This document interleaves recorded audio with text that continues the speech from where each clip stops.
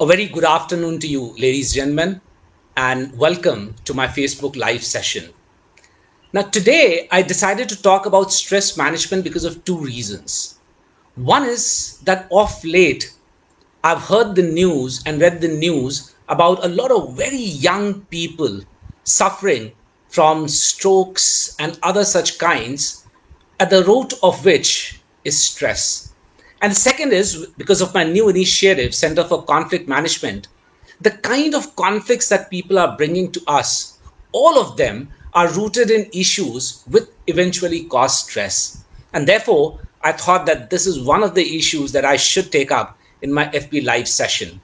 Now, as I usually do, I'm going to speak for the next 10 to 15 minutes, and thereafter I'll take your questions. So please keep putting your questions out here in the chat box. Now, the first thing that I wanted to discuss were the signs of stress. Please remember, stress, if not controlled and if not identified at the right time, can actually lead to very debilitating physical, mental, and emotional consequences. You can see the physical symptoms of stress in terms of headache, back pain, fatigue, ache. And then you can also see the mental symptoms of stress, which is lack of concentration. You can't focus on things. There are increased errors in everything that you do, and poor decision making, which you subsequently tend to regret. And therefore, even before I start talking about the reasons or the stressors, where does this stress come from? I want to break a few myths. I want to discuss a few myths related to stress. For example, the first myth, and in fact, even before I started the session, I saw as a part of one of the comments, which was put against my saying that I'm going to take this particular session, Jigar had mentioned that is there something called good stress? And therefore, the first myth that I need to break is when people think that all stress is bad. No, all stress is not bad. In fact, there are two kinds of stresses, two categories of stresses. One stress, which is a good stress, is called eustress, spelled as EUSTRESS. This is the good stress, which means that your performance actually increases to a certain extent while you have this kind of a stress. And this stress comes out of excitement when your hormones are bouncing, you're feeling excited, your pulse rate goes up. However, the main condition to have this kind of good stress is that there should not be any perception of either fear or threat. And some of the things when you have this good stress or the you stresses, when you go for a roller coaster ride, or when you're doing something exciting, when you're playing some kind of sports, when you're competing in something, and you're competing in something that excites you, not competing as if your life or death depended on it or some such thing. Certain events can cause you good stress, like marriage, at least in some cases, certain other events like childbirth. Again, assuming that there is no complication attached to it, etc., etc. And therefore, this is the good stress. But please remember that even these stresses, good stresses, or let's say events that can actually cause good stress beyond a point, actually start bringing your performance down. So, a great deal of stress, even in such events, will eventually bring down your performance. So, this graph between stress and performance is always that of an inverted U. So, with a little bit of stress, your performance increases. But when the stress goes beyond a point, the performance starts coming down. And however, there is some stress which is always bad, and that is the distress. So, that is the first myth that we need to take care of. The second myth surrounding stress is that stress will not hurt you. Stress will hurt you. A majority of the young people get a heart attack purely because of a stress which has either gotten unnoticed, and I'll come to that later, or which has actually not been addressed. So please remember, stress will certainly hurt you. Third, myths of surrounding the stress is that everybody gets stressed because of the same reasons. No, not at all. All of us human beings, we get stressed by different things. And not just us as individuals, but even culturally, we get stressed by different things. Just to give you an example, for example, marriage is supposed to be a good stress in most of the cultures. But if you are getting married in weird circumstances, or if you're getting married to somebody you absolutely do not know, then it can actually lead to a bad stress. Likewise, culturally, in the Western culture, Moving causes a lot of stress, which means when you're shifting places from one place to another. But let's say in an Indian culture, and particularly if you have a family which has been in the government job, etc., where moving is a part and parcel of your life and you go to different schools, etc., perhaps you do not get so stressed out. But moving, for example, in the Western culture comes in the top three stressors, which you may not see, at least in their Indian context. And therefore, please remember that culturally we are different when it comes to things that stress us out. And even as individuals, psychologically, we are built differently. We have had different experiences, and therefore our stressors are going to be very, very different from each other. And finally, the last myth surrounding stress is that if you do not have the symptoms, you're not stressed. Not at all. And that is the point I was trying to make, that a lot of stress gets unnoticed simply because there are no visible symptoms. You seem to be sleeping. You don't even realize that it's a poor sleep, that it's a disturbed sleep. You do not see any other physical symptoms like headache, etc. You think you are making the right decisions, but then there could be stress building up. In fact, in my own research in conflict management and negotiation, what came out was that the apparent reason of the conflict is hardly ever the real reason of the conflict. The real reason lies somewhere in the past, and it keeps festering till you have that proverbial last straw on the camel's back that actually makes you erupt like a volcano. And all of that is festering inside you does cause stress. And therefore, now, next, let us look at what are the things that actually cause us stress. Now, as I said, that for every human being, there would be different stresses, but there are certain generic categories of stresses which you need to watch out against. So I'll discuss those, and I'll also discuss ways in which you can ameliorate those stressors. The first stress, and I call it my fire. You know that I love that word. I love that acronym FIRE. So I have created a model which is the model of the stressors or of the causes of the stress. And that is once again called the FIRE model, FIRE. And the F in the fire stands for fear. We get stressed because of certain fears. And there are three particular fears that cause us a lot of stress. First is the fear related to money. We are stressed because we don't think we have enough money, or we are stressed because we believe that the job opportunities are going to be limited, or you're not sure that you will have a job. And you fear this particularly because you start associating your self worth and self esteem with the amount of money that you possess. And therefore, the first thing that I would like to advise you and I would like you to reflect upon is, please remember, and I've said this before, money is what money does. I'm not trying to denounce money. I'm not trying to be condescending towards money. Of course, you need money. But please remember, money is merely an instrument for you to do something with. What you do with the money is far more important than the amount of money that you have. The moment you start reflecting on this and the moment you start seeing money for what it is truly about, you will stop stressing about money. The other is the fear related to failure. We are stressed because we believe that we may not succeed in everything that we do. Now, please remember, if you try 10 different things, you are likely to fail in one or two things. But please remember, failing in something does not make you failure. It does not make you a failure. You become a failure the day you stop trying. And therefore, the key for this is you need to understand that failure is not fatal, but becoming a failure can actually become fatal. And therefore, you have to continuously strive to do better in things that you seem to be failing in, or you need to figure out a different way of doing it so that you get over this and you start winning in terms of being successful.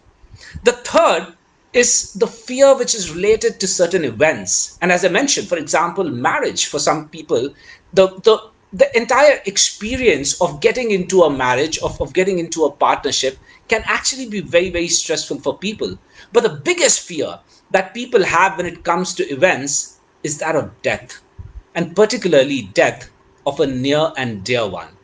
And here, once again, I would want to. I understand completely. That's easier said than done. Parupdesh Kushal Bahutere. It's very easy for me to actually try and tell you something philosophical so far as death is concerned. But please remember that you need to reflect on the very nature of who we are.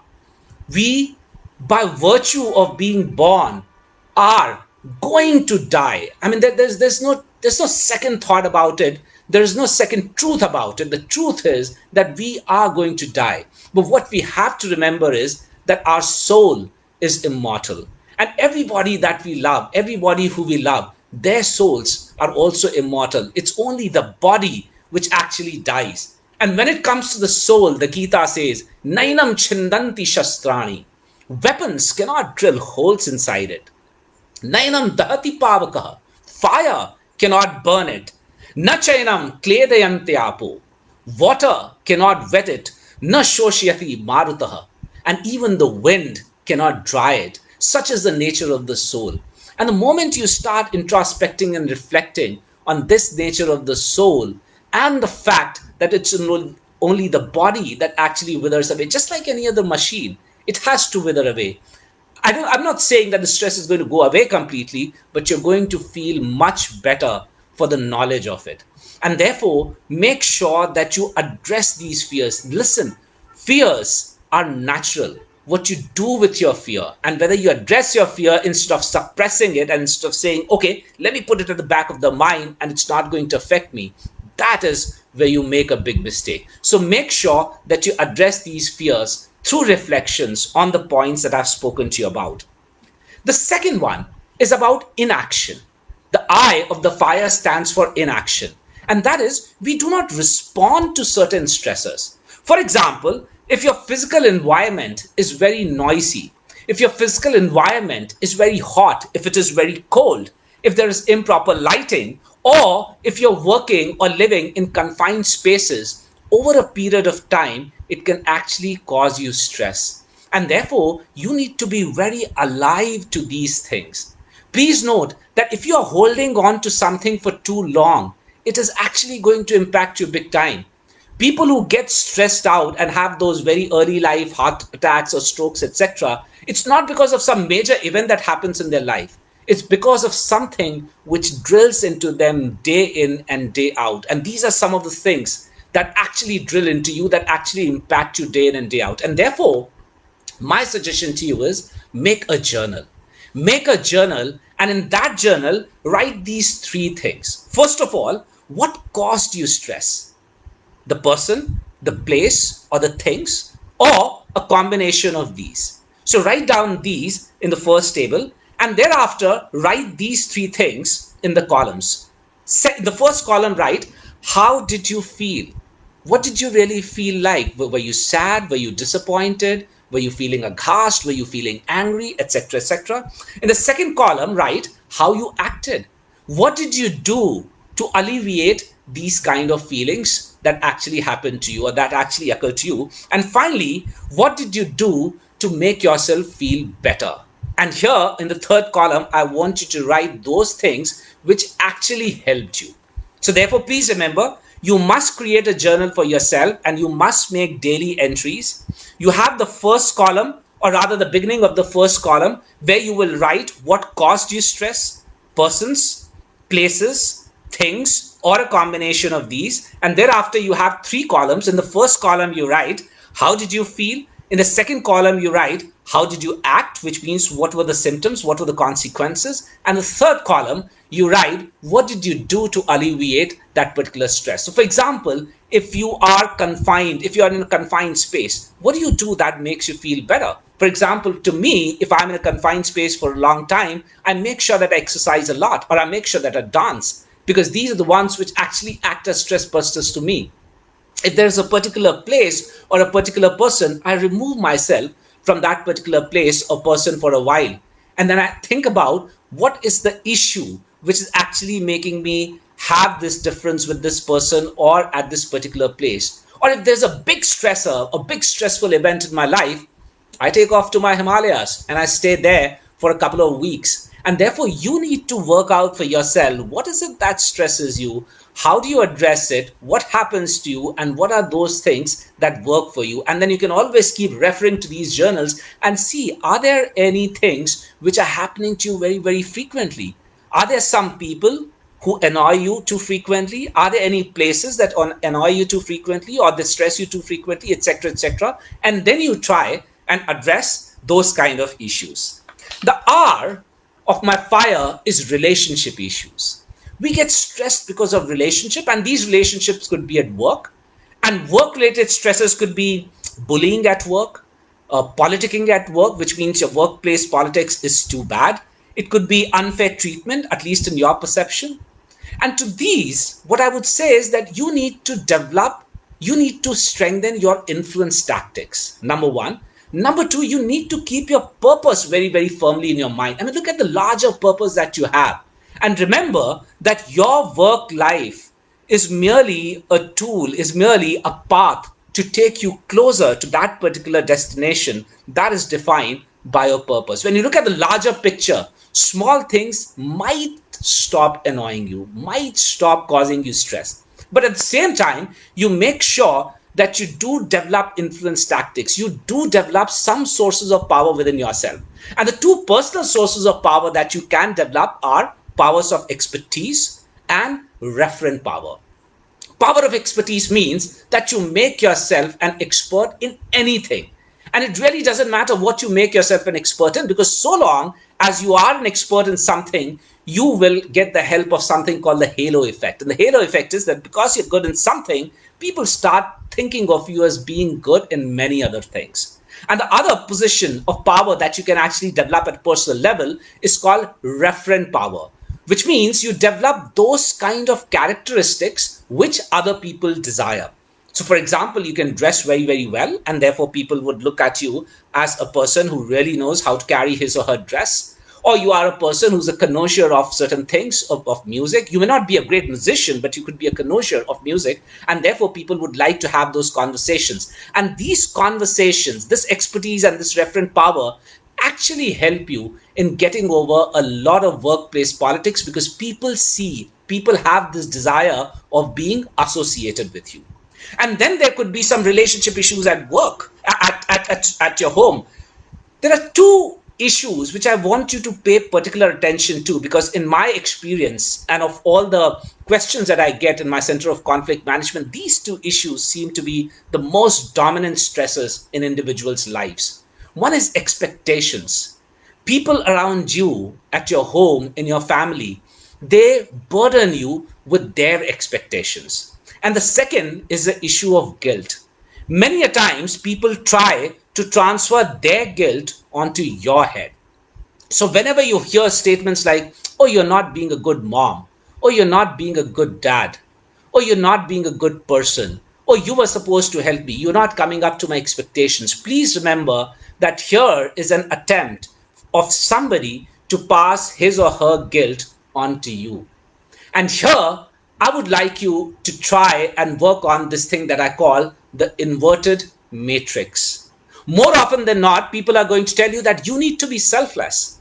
For the sake of your family, you should sacrifice your happiness. For the sake of the society or the country, you should sacrifice your family.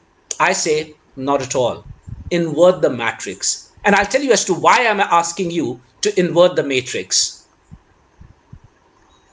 I think that there is a problem in my video right now. I'm not too sure if you can look at my video, but my computer says that we are having problem playing this video. I have absolutely no idea why. But what I'm going to do is I'm going to continue hoping and assuming that you people can actually listen. You can actually hear whatever I'm saying. Could you also, can somebody confirm that you can hear what I'm saying? If you just write in the column over here, oh, you can see us, or you can see me. Oh, fantastic. So there's a problem only with my laptop over here that I cannot see myself. All right. So by what I mean by inverting the pyramid is that put yourself first. First, look after your happiness. And why do I say this? Please remember that you can give to others only what you have with you. If you are not happy, you cannot make your family happy. If you do not have wealth, you cannot distribute wealth. If you are not healthy, you cannot take care of others. If you do not love yourself, you will not have the capability of loving other people. And that is what I mean by inverting the matrix. Please note that the first thing that you need to do is to take care of yourself. Put yourself first, put your happiness first, put your well being first, put your health first, and then bring your family in, and then bring your work in. So the order has to be very, very clear. And the final thing, the E of the fire, stands for envy. We get stressed because we are envious of other people. We get stressed because we believe that others have gotten more than what was due to them and we have less than what was due to us. Please remember, in your life, whenever you come across situations, always divide them into two categories. And I've mentioned this before in a very different context. Divide them into two categories. One are the areas of concern, and the others are the areas of influence. Areas of concerns are things which are external to you on which you do not have any control. Whereas areas of control or areas of influence are those things on which you have control, and focus only on the area of influence while actually not looking at or completely ignoring those which are areas of concern. For example, in these times of corona, now whether corona is out there, what corona is doing out there, it's not something which is in your control. So that is an area of concern. You just have to be careful. You just have to keep an eye on that. What you have to look at is your area of influence, which means if you wear a mask, if you maintain social distancing, if you make sure that you're boosting your immunity, if you make sure that you're having a healthy diet, if you make sure that you're exercising well, then you can take care of things. Likewise, when it comes to envy, you cannot control what others get, but what you can control is what you can get in your life. Do things that make you happy. Learn new things. Make yourself a happier person. Please understand, never try to seek approbation from outside, because the true approbation comes from within. Likewise, start loving yourself, because if you do not find your own company adequate, you will forever feel lonely, no matter how many people you have around you. And therefore, if you can address this issue of fire, fear, inaction, relationship issues, and envy, you are likely to get a grip on your stressors, and you're likely to be stressed far less than what you currently are. So I'm going to stop here. And this time I think I took a slightly longer time, 22 minutes. So we still have 8 minutes and I can take your questions now. Okay, I can see. Oh, so all of you have written that you can hear me and you can see me. Thank you very much, because I got really worried. My Facebook is telling me, sorry, we are having trouble playing this video and I can't see myself, which is okay. I'm fine because you can see it. Thank you, thank you. You can see and hear me. Good to see some of the familiar faces, and I think some of you are coming pretty regularly. I can see Jyotsna here. The video is fine. I'm still looking for questions. You can see me. You can listen to me loud and clear. Tanuj, good to see you. I hope Goldman Sachs is treating you well. Prasoon, thank you so much. Kadamini, no virtual problem. Ashish. Now, Ashish has a very interesting question over here. Ashish, it's good to see you again. It was a pleasure talking in the webinar that you had organized. Can you please elaborate behavior of stress and time axis, past, present, future? Can being the observer give relief? Does a lack of goal, competitive and possessive attitude contributes? Does devotion helps? Oh, absolutely. So behavior of stress on time, please remember, if you dwell in the past, if you keep baggages from the past, Ashish, it's like, I use this glass to have water, to sip water. Now imagine if I just keep holding this glass in my hand like this. Try this at your home sometime. If you keep holding this glass like this, how long do you think you can hold it? I can assure you, no matter how strong you are, no matter how many hours you spend in the gym, you will not be able to hold just a glass of water for more than 15 minutes. Why? Because you're holding it constantly. You can probably do a snatch, jerk, and lift of some 200 kgs, but this mere glass of water, if you hold it for 15 minutes, your arm is going to give way and you will have to put this glass down. Now remember, if you are carrying hatred for somebody, if you're carrying some baggage, if you're carrying some guilt for somebody from the past, how long would you be able to hold it? Something will give away. And therefore, Always ditch your baggages from the past. Now, once again, I understand that somebody might tell me, hey, what if I have so many bad memories? There's only one solution, ladies and gentlemen. If you have bad memories from the past, create a lot and lot and lot of good memories in your present.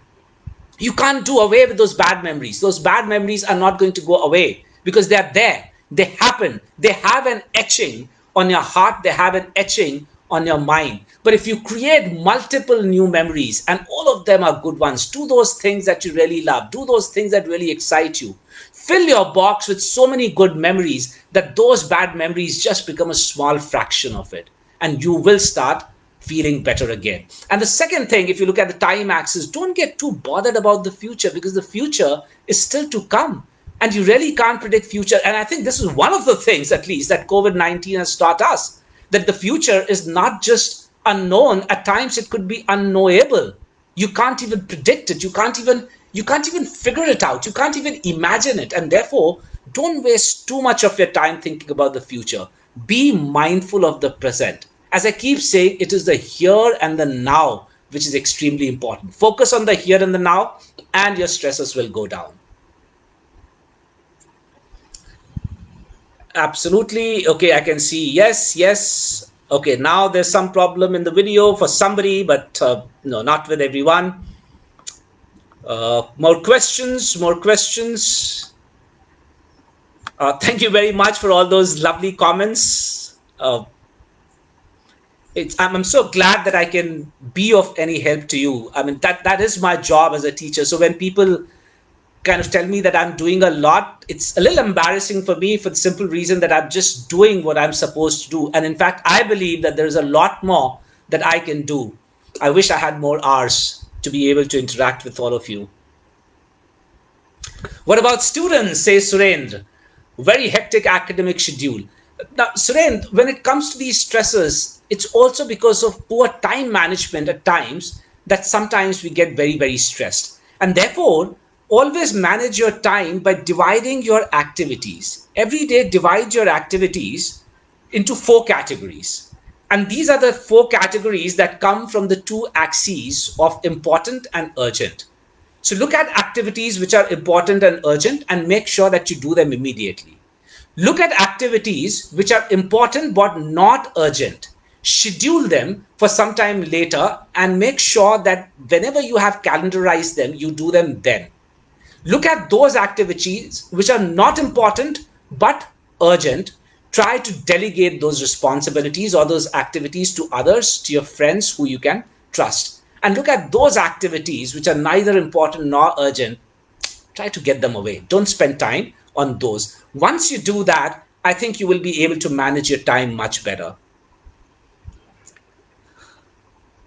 It's a personal issue related to long-term relationship. Shubham, you can always write to me at the Center of Conflict Management. I understand that you would not want to write it here. I will take it there. How to differentiate between stress and anxiety. Please note that anxiety is a cause of stress. So when we are talking about stress, Tanuj, we are talking about something that may cause anxiety, that may cause other consequences, and those are the physical and the emotional consequences that I spoke about. So it's a nomenclature issue over here. Thank you, Rakesh. Every time, I mean, you say that you have learned something new from me. Every time I talk to people like you, I learn something new. And I think this is the beauty of this interactive platform, that we both learn from each other. How do you reconcile with things which are not in your control, as per the two areas that I spoke about, but your personal goals were linked to it? Again, you see, when we talk about personal goals, Kapil, your personal goals are one point. Now, what you can do, for example, let's talk about something very mundane. Let's say your personal goal is to do very well in your academics. Now, what is in your hand? The area of influence. What is in your hands is to give it your best, is to work harder, is to work smarter, is to concentrate, is to be mindful, is to make sure that you stay healthy, because a healthy mind can stay only a healthy body. What you cannot have a control on is what other people are doing. So if you have another person who is working harder If you have another person who's working smarter, who's taking more care of his or her work, then that is not something in your hand. And which is why another thing that you need to do is whenever you are setting goals, please make sure that you're setting those goals for yourself, for what you want to do with your life, and not vis-a-vis somebody else. Your goal should not be, I have to do better than so and so. Your goal should be, I have to do better tomorrow than what I have done today. And the moment you start understanding your goals and the moment you start aligning your goals with the eventual destination, I think a lot of these stresses will actually get addressed. I think I can take one more question. That this the Facebook is behaving very very weirdly today, so it's scrolling down on its own. Sunny, your question is not related to the to the current time. Why B schools are always focused on 10 to 12 scores, but if that is a source of stress for you, and I'm assuming it is, which is why you're writing it here, I think some of the B schools focus on the 10th and 12th simply because the number of seats that the B schools have are far far less compared to the number of aspirants, and therefore you need to decide as to what is it that you wish to reward. And a lot of B schools decide in their wisdom that they want to reward consistency, which means they want to reward somebody who has been hardworking, who has been diligent for a longer period of time rather than having worked hard and cracked one particular exam. So once again, it's already 3:30. So I'll have to stop over here, and I can see that the questions are pouring in. And therefore, what I will do is that the next to next session, because my next session is going to be in Hindi, in the next session, I'm going to continue with this particular topic on stress management because there are many more questions that I can see over there. All right. So till then, whatever I have told to you today, please try that so that when you come after 4 weeks, because my next session will be after 2 weeks, but that will be a Hindi session. And when you come back after 4 weeks, perhaps you would also be able to give me a feedback on how did you do with the suggestions that I gave to you today. And particularly the suggestion of keeping a journal. So till then, before we meet again, make sure that you stay safe, stay healthy, and take very good care of yourself and of those around you. See you people later.